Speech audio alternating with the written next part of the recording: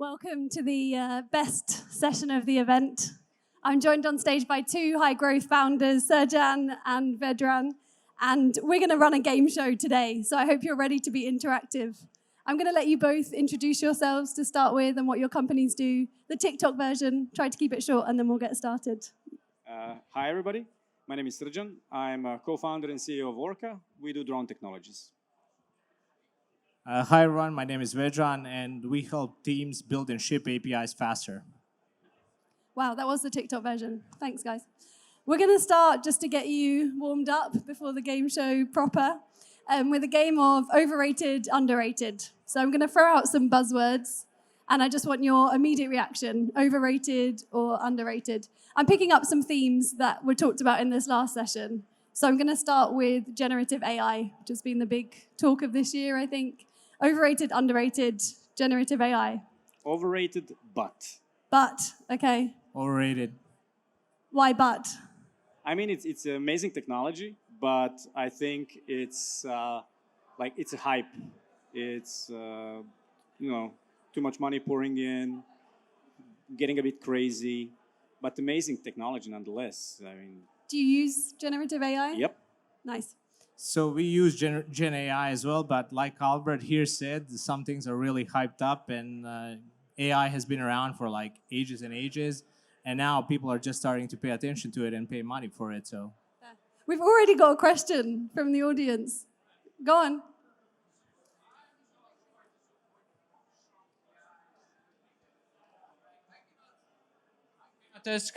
I cannot ask AI to generate some two notorious dictators balling on the moon or some character because he's not that popular.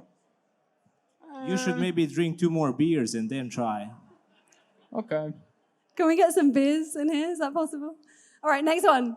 ESG, that was also talked about in the last session. Overrated or underrated? ESG. Definitely overrated. Yep. I'm talking to two founders here. That kind of makes sense. Crypto, overrated or underrated? Underrated. Underrated. Bitcoin maximalist here. What was it? Crypto. Oh, it's overrated. Overrated. All right. I mean, if you asked me a year ago, I would say overrated, but now it's on the. I mean, it's a cycle. I think it's coming back, but when? Ask us something normal, like something that we're not going to all say overrated to everything. You're starting to disagree. This is exactly what I want to see. This one's for you. Drones, overrated or underrated? Underrated. Underrated, obviously. Drones. They fly. I mean, I guess because of him, I'm going to say underrated. So this is a little plug for your booth outside. If anyone wants to see the drones, you can go and check out after this. Okay. The last. You need to talk your book. Say that again? You need to talk your book. Yeah, fair. All right, the last one, just in the warm-up. Unicorn status, unicorn slippers. Overrated or underrated? Becoming a unicorn? Overrated, I would say. Definitely overrated, especially in the region, but... Okay. All right, so you're agreeing again. Bit of divergence? Come on. You're going to pick up on this later anyway. We'll come back to it. All right, let's get into the game show proper. So when we were backstage earlier, we were talking about the hard decisions that you have to make as a founder, as a CEO, that have big implications for your business. And we were talking about the trade-offs that you have to deal with. And weirdly, these two guys were at the other ends of the spectrum for every trade-off that we talked about. So we're going to get them each to pitch their opinion on these trade-offs. And then we'll get you guys to vote on who you think pitched it best or whose view you agree with most. And there will be a prize for the winner of all the rounds at the end of the session. So I hope that makes sense. I think it will be quick to pick up as we go. Before we start, did somebody give a beer to that guy? Somebody know the guy behind you? No. Do you have a beer? He doesn't. Let's get that guy a beer. Hopefully, we've got another 25 minutes-ish, so hopefully by the end of that, there's a beer for this guy over here. All right, the first trade-off, are we ready? That we're going to start with is growth at all costs versus profitability. Growth versus profitability. You want to go first? Profitability. Profitability. So, Srdjan, profitability. Tell us why profitability is more important than growth. For us, I mean, it's obviously talking from my perspective, and we had to be profitable from day one because we had to make the money to spend money. There was no money coming readily available for us to raise. So, very early on, we realized that we need to be, have enough money at the end of every month to pay the wages, to pay the bills, keep the electricity going. So, and I think that sort of mentality works, especially if you're a hardware company, because you can't scale up as fast as you could SaaS. So making sure that you are profitable, or at least in good balance as a hardware startup, you will get over your skis much harder in a way. You'll not find yourself in a position where you're wondering when the next money is coming in, and you have to pay the wages, because you cannot, the cycles are much longer and harder. So I think making sure you're profitable as soon as possible is the way to go. So you're talking from the perspective, I guess, of more of a hardware company as well, where it makes sense that profitability is important. I do sense, though, a shift. I think if we asked this question a few years ago, every founder would say the ultimate goal is growth. It's fundraising, it's exponential growth. And I feel, at least what I'm seeing, is there's been a bit of a shift change since COVID, since the economic climate, to more, funding isn't as readily available. There's more of a focus on profitability. So maybe I'm on your side, Srdjan. Are you ready? Growth. Take us away. Yeah, so I'm the opposite as him, like we talked about. For me personally, and I think some of the conversations that I generally tend to have are more about growth. For me, Treble is my second company. On the first company, just like Srdjan, we focused a lot on profitability, and that has its advantages. You play it safe. You're not messing with your own life, with a lot of other lives, but it also takes you a very, very long time to do the same things that you get to do if you're chasing growth, right? And to your point, I think that actually that question could be rephrased in the context of innovation, right? If you're chasing profitability, your product looks different, your marketing strategy looks different, your sales strategy looks radically different, as well as the way that you think about some of the dangers, or you're much more careful when you're making decisions that are driven by profitability. And I feel like it kind of stifles innovation in a smaller way. But again, I fully respect that. And your comment about coming back, every startup is now focused on profitability. I agree. That should have always been the case. Last year here you had a company that spent like $1 million on an after party with famous DJs. You don't see them around here anymore, right? So we didn't spend $1 million on an after party at Info and at Shift. So you should do, in my opinion, a mix of both. But I think generally speaking, maybe a lot of VCs here might agree, but at least US side, they all kind of avoid hyper growth and kind of drive the product innovation, drive everything towards that. I've just come here from Singapore, F1 week. There's still a lot of people spending that amount of money on the after parties, mainly crypto companies, so maybe the crypto winter has ended. Yeah, it seems to be. All right, that's the end of round one. So it's time to turn it to the audience. This is the first round. There's going to be a few. Who do you think pitched it best? You've got profitability and you've got growth. Let's go for Srdjan on profitability first. Round of applause. That's pretty good. Okay, growth.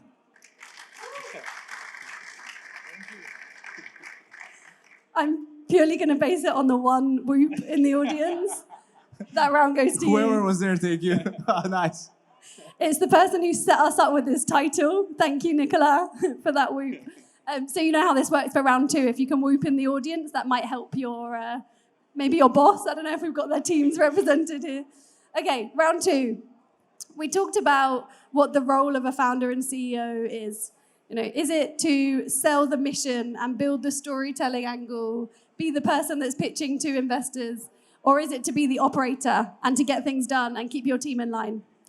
I can't remember who chose which side, but I'm going to let you go first this time, since you went second last time.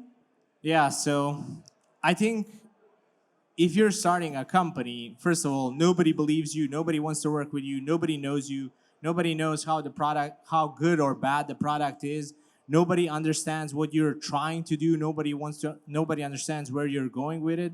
So I think for at least the first, I would say 1 or 2 years, or even later on, you essentially have to be that cheerleader for your product, for your company, for your entire team, and you have to be a good storyteller in my mind, because I just think it's really important if you can tell your story, especially to VCs, to people who you're selling to analysts, to anybody who you need to basically help you move the needle. Even hiring, like nowadays you get people that you want to hire, they ask you, who your VCs are, what's your strategy for the next 2 years, right? So you're essentially continuously selling to everybody to get them on board with your company. So that's why I think storytelling is a huge part of my day-to-day job, especially if you're doing founder-based sales.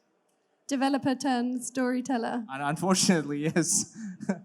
All right. So, Srdjan, you're taking the opposite role, the operator. Tell us why. Well, when you put it this way, I think, I do agree. Founders. You're not need meant to agree. I know, but let me improvise here. But I think that founders need to be storytellers, because nobody else will. Nobody can tell your story than you. So if you have more co-founders, as I do, you can kind of split the roles, and somebody focus on this and the other guy focus on that. But if I'm to weigh like storytelling versus operating in this market, I would say operating, because again, it's going to come back to how much money you're making, what are your margins, can you make us money? And because everybody can tell a story, but you could sell a story for a much nicer amount a year ago than you can today. So I'm always we found that when we're telling the story, for example, we're pitching and then there's a call and then we're kind of telling the story. It's a nice story, but people don't. It's not sticky. But when we bring people to see what's happening, I'm telling you that nobody. It's like a completely another level. So you're not selling the vision; you're really showing the operation. So it's operation always trumps a good story in this market for sure. Do you have a rebuttal? So execution is of course important, but I feel like that's the fundamental thing of what you as a CEO or a founder have to do. And I definitely don't agree that anybody can tell a story. Like, I don't know, I know a couple of people here in the room. I know Albert can tell a good story, but not everybody can tell a good story. And I think if that was the case, everybody here would be a multimillionaire. Everybody would have been rich on crypto. That guy would know how to ask AI something, and Does he have a beer yet? Is Yeah, there a beer? I don't know. But regardless, storytelling is actually something that unfortunately, at least in the Croatian kind of education system, they don't teach you. And I'm not saying I'm like a master storyteller. It's just something that when you go to somebody and meet them for the first 5 minutes, you can't bring an Excel spreadsheet with you. You basically have to tell a story. But you can take a drone with you. Exactly. That tells a story. So he has an advantage.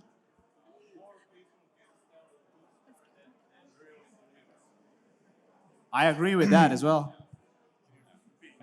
More people can tell a story than really deliver.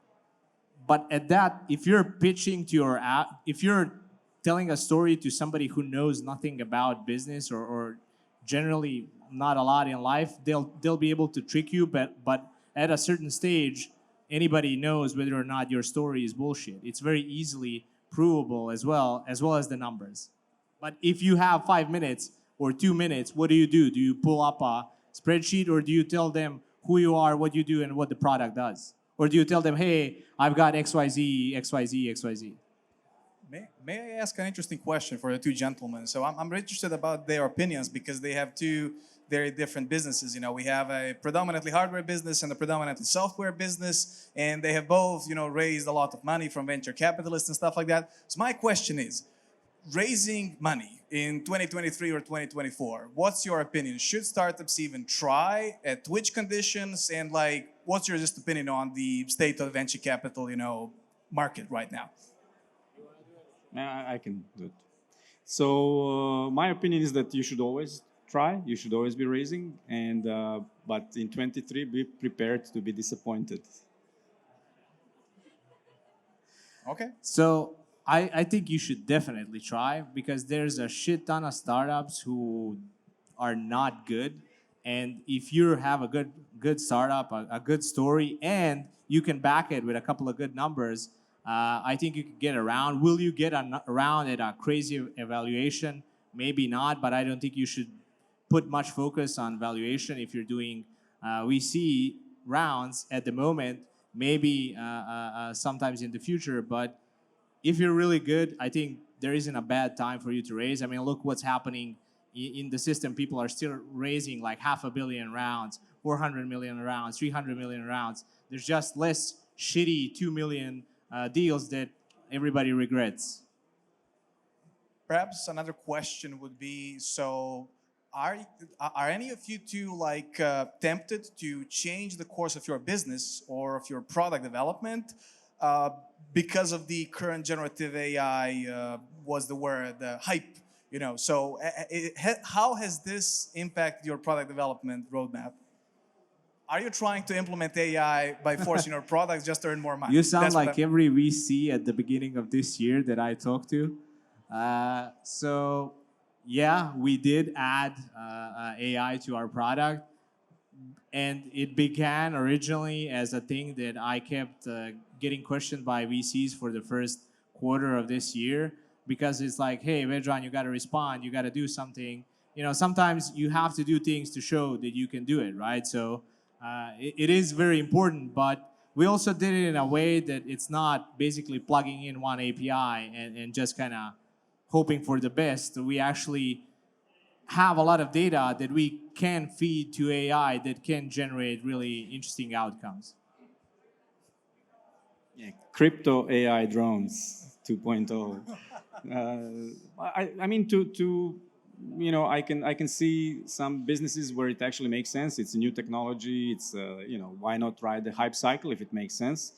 But if you do it blindly, it just discredits you. So I think for us to talk about combining what we do now with some sort of LLM generative. I mean, whoever knows the technology will know that it's bullshit. So for us, it's not, that is not our, this current technology that's, being in a hype cycle, that's not compatible with what we do. Maybe in a couple of years' time. There's something that you both agree on, it turns out, with generative AI. I'm going to go to a vote for that round. So we had storytelling versus operating, getting shit done. Can I hear a round of applause for getting shit done?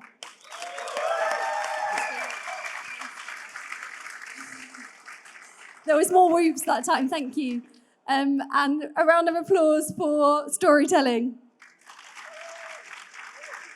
You made it sound like he's not getting shit done. I think you should complain. It's not Everybody fair. here sucks at telling stories. That's why he won.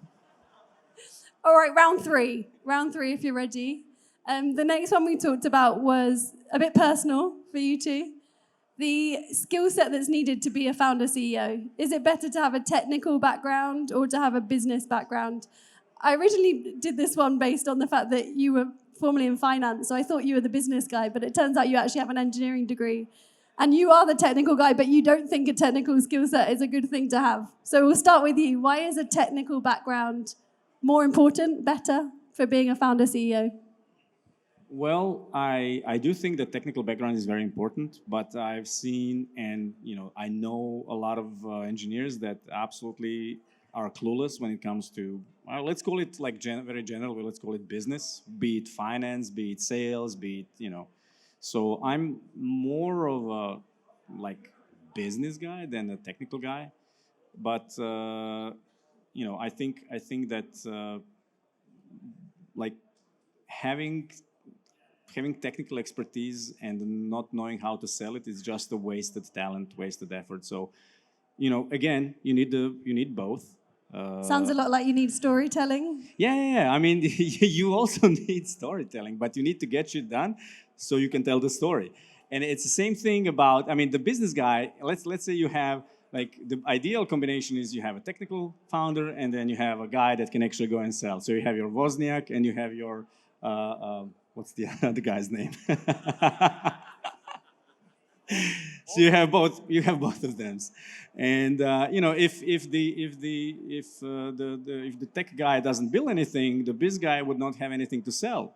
So I think you do need a bit of both. But there's so I would give more. Maybe I would give more kind of weight to the business guy because there's a lot of engineers out there. He stole my thing. He's talked you out of a. We're gonna avoid that round, I think, and go on to Are we gonna fight like Elon and Musk or what? clear the stage, guys. And Mark? I had also a couple of beers, so yeah. So what is he? He's like the biz guy On the at fence, the end. I think sitting fine. on the fence for that one. So I'll then purposefully last because I don't want to give really bad advice. But I'm a technical founder. I've been an engineer for basically the last 20 years, and I think it takes a mix of both, like he said. But essentially, one sentence that he said was very important. If you build something and you don't know how to sell it, don't know how to tell a story, don't know how to convince people to get on your board, either VCs, either people who will work for you, analysts, anybody, you basically got nothing, right?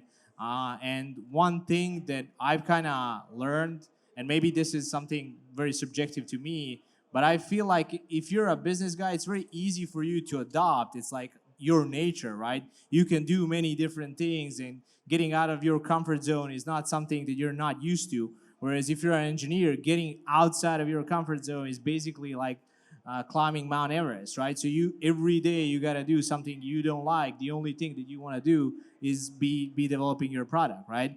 But I definitely think it's crucial, in my opinion, to find somebody who can then either help you understand the business, which in my opinion is much harder to find than somebody who's an engineer. So in Croatia, you're gonna find 10 times better engineers than you're gonna find, I don't know, without any, I don't wanna offend any sales or biz dev guys, but it's just the reality of the situation.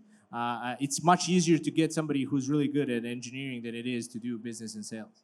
Yeah, I agree. And again, my position is conditioned by the fact that we as an organization, so my company is engineering heavy. We are deficient at like non-engineering disciplines. We lack product people. We lack sales people. We lack. So I'm again talking from my own personal experience. I would like that we were stronger in this non-engineering side. Call it business, call it product, like engaging with the customers. Because as an engineer, we always get caught up in doing the engineering work, adding the next feature, just leave us alone, leave us with our tech, and somebody else was going to care about getting the money and selling that to the customer. We don't want to talk to the customer. So I think you need to kind of have a balance. And we are off balance now. We are not in balance. We are too engineering heavy. We need the other. Is this a tie? I think it's a tie, yeah. Which means it's 2-2 at this crucial point in the game show. Going into what round are we on? 4? Okay. This comes back to the questions you were asking earlier. The round is... You ruined it. Bootstrapping versus fundraising.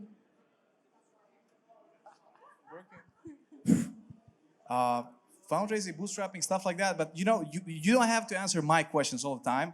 I was just informed by the back rooms that we should perhaps ask the people whether someone has some other questions other than Albert, because I have been mostly asking it. So if you're fine, we can ask the room if they have any questions. Okay? I think we can finish this. There's 10 more minutes and then do it. What do you think? Okay, sure. Yeah, let's finish that one. It's an interesting topic, though. Sounds like you're ready to pitch bootstrapping versus fundraising, and then we'll go to audience questions. So get your audience questions ready. Wait, this makes this the final round question, guys, so no pressure. There is a prize. I have not yet revealed what the prize is, so if you're ready for the reveal, the winner will get to come, if you want to the Singapore FinTech Festival in November where 60,000 people descend on Singapore, so you can speak at the festival. That's pretty cool. But maybe more the stick is the stick for this. If you are the loser, you need to wear these unicorn slippers around the event for the rest of the day. If you're let... Can I take them home? We'll make them fit. But that makes it sound like you All want to engineers lose. here. Don't you want to come to Singapore and speak on stage? Why not? I don't know. Okay, if I win, I'm gonna give my prize to Vedran because I don't see how a hardware startup could talk at the fintech conference. So he will use it more. So I'll buy a drone from him after we make some money on the conference. So it's okay. So is it me? What was it? Bootstrapping versus fundraising? This is very, I think, subjective. But I had my first. I mentioned I had this is my second company. I bootstrapped the first one. It's not fun. It's very, very, I would say, painful, and it takes a lot of time. And the reward is probably kind of really nice. But at this moment in time, I would definitely pick fundraising.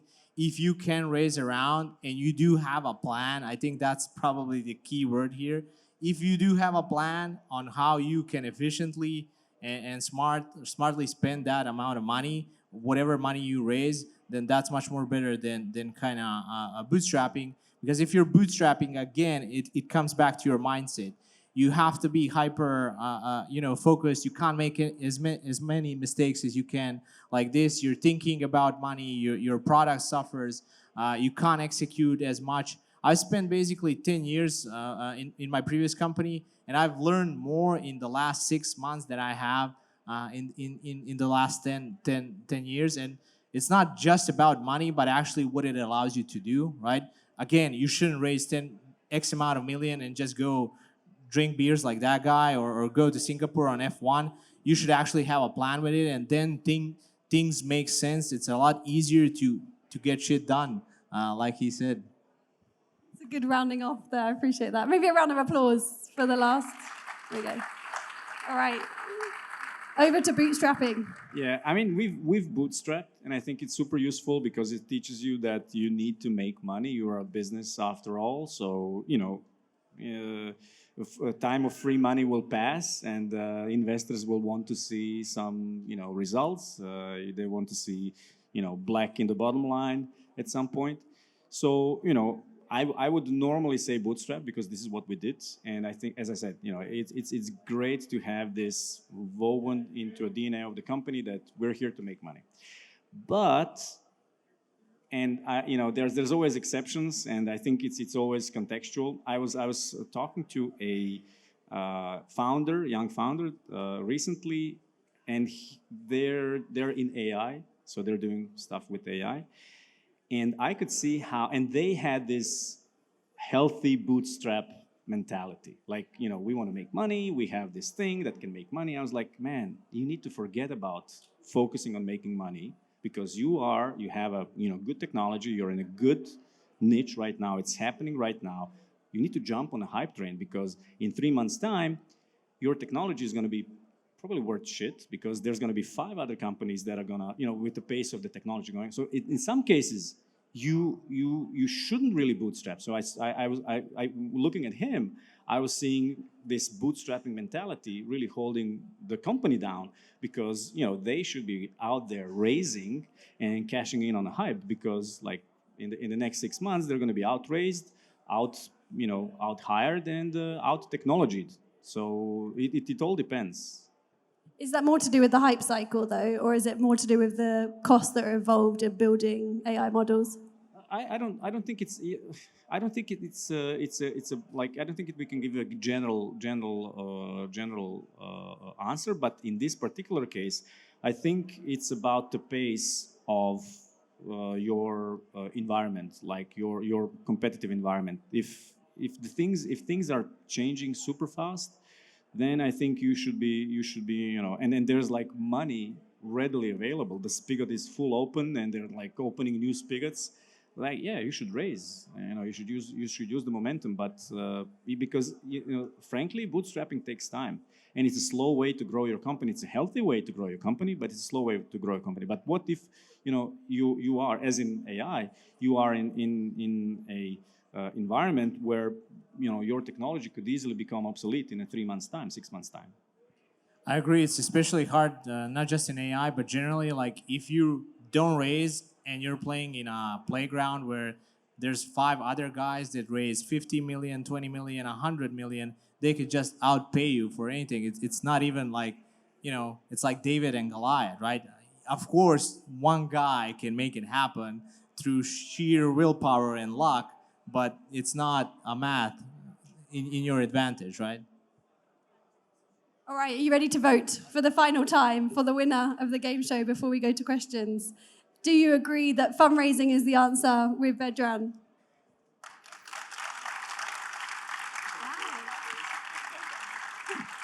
All right, do you agree with bootstrapping, except if you're an AI company or jumping on a hype train? Srdjan? We have a winner. Congratulations, which means you'll be wearing those slippers, which I think is what you wanted to. And you're going to Singapore. And, well, you got both prizes here. That doesn't seem fair. I'll buy a drone from him, like I said. There we go. All right, thank you for being good sports. Questions from the audience for our high growth founders. Could be anything you want to know. Yes. Okay, Srdjan, what is the one thing you would do different now? I probably wouldn't start a company. I mean, he has something there. I would have probably hired some people earlier, because one thing that even if you have all the money in the world, you can't get back is time. And I messed up and delayed some hirings that I should have done much earlier. So now I gotta pay the price, or the company pays the price. So if I could go back in time, I would do that thing. Or, like you said, maybe not start a company. But yeah, so leaning towards the first. We must have a question that ends this on a slightly more positive note. Albert, you always have some questions. Come on. Come on, it's always me asking questions. Everybody loves you. Okay, I'll end the top. Okay, so generative AI. Let's get back to that. So everyone's talking about that, but I'm actually interested. What is the actual use case of generative AI in both of your day-to-day, work life, the things that you do in your company? I mean, are you just playing with ChatGPT, writing poems, or is it actually helping in the way you build a product, you do something in the company? For me, I personally use it for research, because it gives me a much better. So rather than Googling something for the first time, I just ask to enter into a topic and then spread out from there. I mean, combining that sort of thing as a first step, and then deep research later. Or when you read a paper, and then you rather than having to Google a sentence, you just give a context, and then it explains it on a high level to you. So that's super helpful. I suppose you're researching about bootstrapping and stuff like that, right? More technical. How stuff. to bootstrap, yeah. You're so salty about AI, man. No. There are some people here that can you build an AI product. Okay. I have a question. So if we think of Unicorn as a game show, so it's a game you play, right? So if you look at WeWork, Adam Newman cashed out $1 billion, left. If you look at Nathan, the founder of Hopin, pumped the company to $8 billion, cashed out $200 million on the way up. They played the game. They played very well the game. So isn't there also a case to be made for founders saying, we know how the game is, we know how rounds are, we know that until you have cash in the bank, you don't have it. So let me pump it, exit, secondary, and do it. So on that Unicorn game show, there's a few founders that play the game incredibly tightly. And do you think that it's a culture that we should push or not? No, definitely not. I mean, we really suck. I mean, my company, we suck at that game. We suck at storytelling. We're focused on like technology building, company building. That's not sexy. That's boring if you're outside. But I don't think I think these examples, although they are richly rewarded, I don't think that should be an example, like a positive example of because ultimately we should be focusing on building technology, changing the world that we live in, and pushing things forward rather than selling bullshit stories and retiring at the age of 30 what with I don't know how many hundreds of millions, because you can spend only so much, so 10 million would be enough. So I think culturally, I disagree with it as well, but you have a point there. That's how the game is played, and the guys that you mentioned, hats off. They did what they did, and in a rigged system, if you want to win, that's what you essentially do. You can't go to a bakery and complain there are no gluten-free products, right?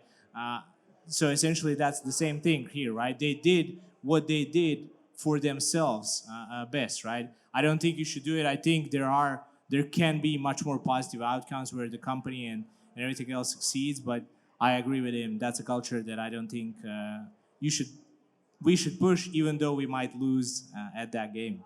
But you still get the unicorn slippers, so it's Nice. okay. All right, that's all we got time for today. Thank you you. so much. Thanks for playing thank along. you.